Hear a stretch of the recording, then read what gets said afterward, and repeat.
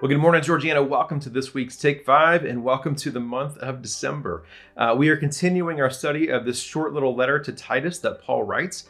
And so in the previous week, Paul is writing to Titus about, here are some qualities, here are some virtues that, really should describe a leader of the church. So if you're going to oversee the church, if you're going to have oversight, then this is probably the person that you should be. And so just for context, I want to read the last part of that passage. He writes this in verse 9. This church leader must hold firmly to the trustworthy message as it has been taught, so that he can encourage others by sound doctrine and refute those who oppose it. And so verse 10, we talk about those who oppose it. What does that look like? Verse 10, for there are many rebellious people full of meaningless talk and deception, especially those of the circumcision group. They must be silenced because they are disrupting whole households by teaching things they ought not to teach, and that for the sake of dishonest gain. So one of the first things I want to talk about is, when we read passages like this and about, those who oppose our doctrine, I think we oftentimes think it's those outside the church. Like it's us versus them, it's us versus the world. But in reality, what's happening is it's inside the church. So it's not us versus them, it's kind of us versus us in this church. And so as you read this, it talks about the circumcision group. So more than likely, there's a group of Jewish believers in this church who are really drawing people away from Paul's gospel that he preaches.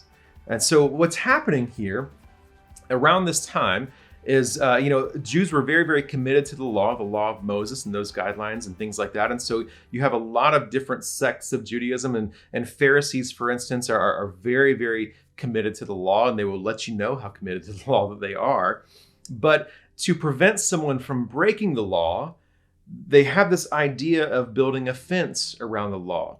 And so what that means is that's kind of a metaphor for now there's more guidelines set up around the law to prevent you from getting even close to breaking the law.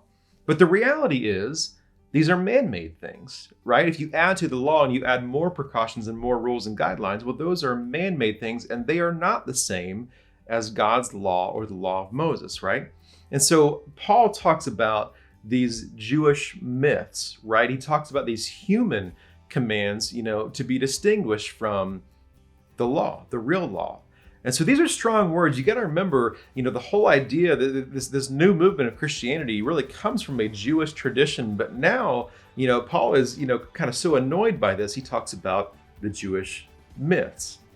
And so I think it's in our human nature to have a rule book, to have laws, to have things that guide us, but always to add to it, right? And so we have to make a distinction of what's been added to versus what the original idea and design was supposed to be. So this reminds me of the Reformation. So the Reformation with Martin Luther happened roughly 500 years ago. And Martin Luther is a very well-educated man. Martin Luther, as opposed to many from his generation, he actually is able to read. He's literate. He's well-educated.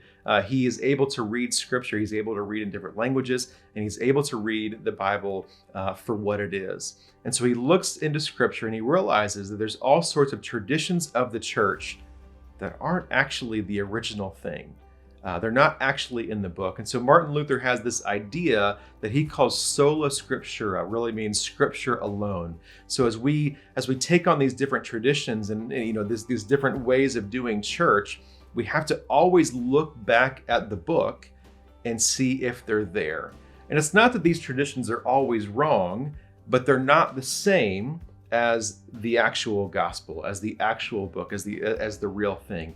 And we have to be able to play lightly with human traditions, but hold strongly the traditions that come from God, right? The gospel that comes from God. Because again, it's in our nature to just simply add things to what we already have. We always want to make things more specific, add details, things like that.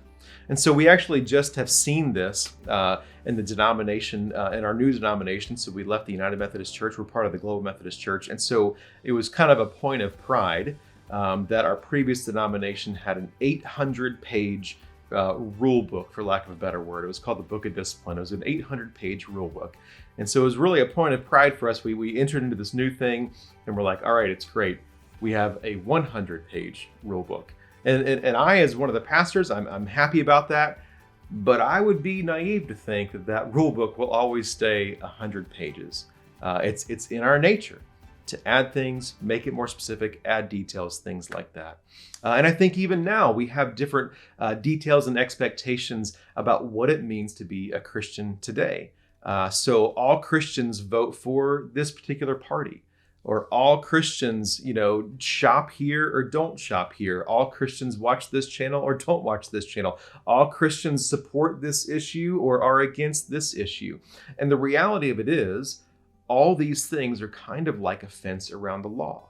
And so if we begin to disqualify and create divisions around things that are really additions to what it means to be a follower of Jesus, then we always have to realize that these are just, they are what they are. They are additions. And so we can't go back into the church and really create divisions and preach things as gospel that are really additions to it.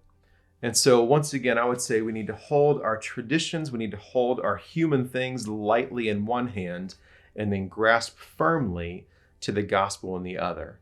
And never get tired of going back to the book and seeing what is in the book and seeing what's there, scripture alone. I love you, church. We'll see you next week.